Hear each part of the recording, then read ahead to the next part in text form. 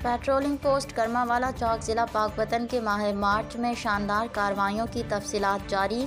Zoya news plus registered के कबूला से नुमाइंदे मुजम्मिल जोया की रिपोर्ट के मुताबिक SP Multan region PHP madam Huma Naseeb, DSP patrolling police Pakpattan Mian Muhammad Yasin Wattoo की ज़ेर निगरानी चौकी इंचार्ज मोहम्मद इशफाक, जज सब इंस्पेक्टर और shift incharge Syed Mohammad Ali Shah ASI Ejaz Farid और उनकी पूरी टीम ने मुख्तलिफ कार्रवाइयों के दौरान एक चोरीशुदा ट्रैक्टर, मालियती 25 लाख, 2 चोरीशुदा बकरे बरामद किए, 5 मुकदमात का इंदराज करवाया गया, 524 चालान किए गए, 5000 मोटर व्हीकल चेक की गई और 4500 अफराद की बजरिया ऑनलाइन चेकिंग की गई।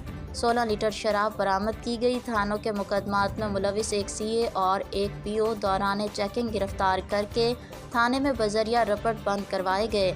चौकी इंचार्ज का कहना है कि इस तरह मज़ीद कार्रवाइयाँ जारी रहेंगी ताकि जराइम का खात्मा हो सके।